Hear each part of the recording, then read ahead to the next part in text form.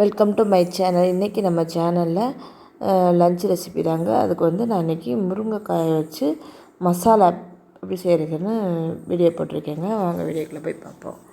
அதுக்கு வந்து இன்றைக்கி முருங்கைக்காய் வந்து நான் வந்து சதக்காயாக வாங்கியிருக்கேன். நல்லா காய் வந்து நம்மளுக்கு பார்க்க பெருசாக தெரியும், முத்தல் நம்ம நினைப்போம். ஆனால் அது வந்து சதக்காய் வந்து அப்படி இருக்காது, நல்லாயிருக்கும்.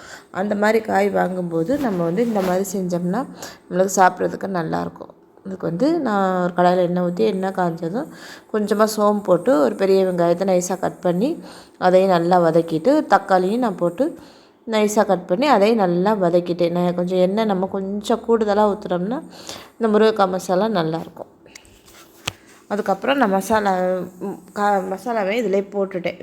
தக்காளி நல்லா வதங்கினதுக்கப்புறம் கொஞ்சம் மஞ்சள்தூள், ஒரு 1.5 ஸ்பூன் மிளகாத்தூள் போட்டுட்டு கொஞ்சம் மல்லித்தூள் ஒரு 1.5 ஸ்பூன் போட்டிருக்கேன். போட்டுட்டு நம்ம எண்ணெயிலே ஒரு லேசாக ஒரு அரை நிமிஷத்துக்கு வதக்கினா போதும். நம்ம கூட வதக்கினோம்னா கரிஞ்சிரும். மிளகாத்தூள் வந்து கரிஞ்சிருச்சுன்னா அந்த டேஸ்ட்டு வேறு மாதிரி நல்லாவே இருக்காது. ஸோ அதனால் இப்படி போட உங்களுக்கு விருப்பம் இருந்தால் டக்குன்னு போட்டுட்டு ஒரு எண்ணெயிலே வதக்கிட்டு போடுங்க. இல்லைன்னா முருங்கைக்காய் போட்டுட்டு நீங்கள் மிளகாத்தூள் மஞ்சள் இதெல்லாம் அப்புறம் சேர்த்துக்கலாம், மசாலா ஐட்டம்ஸ்லாம். அதுக்கப்புறம் இந்த மாதிரி கட் பண்ணி முருங்கைக்காயை நான் இதில் சேர்த்துக்கிறேன். நல்ல சதக்காய் தாங்க, முத்தல் கிடையாது.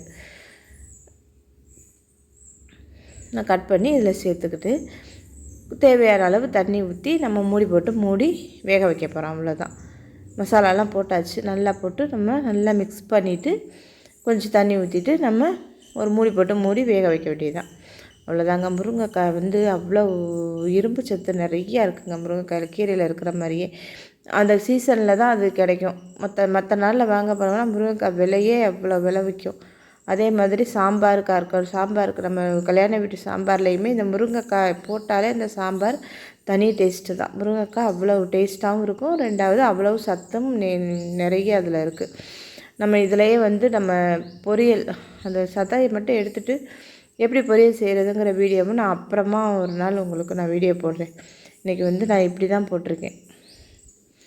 மசாலாக்காய் சாம்பார் தான். சாம்பாருக்கு இந்த மாதிரி மசாலா போட்டு மசாலா காய் மாதிரி வச்சோம்னா சாப்பிட நல்லாயிருக்கும்.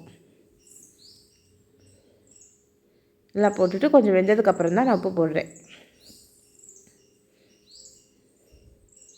காய் கொஞ்சம் பெருசாக இருக்கிறதுனால வேக ரொம்ப நேரம் எடுத்துக்கணும்னு நினைக்க வேண்டாம். நம்மளுக்கு எப்பவும் சாதாரணமாகவே முருங்கைக்காய் வேகிற டயத்தில் இதுவும் வெந்துடும். இது சதக்காய் தான், முத்தால் காய் கிடையாது.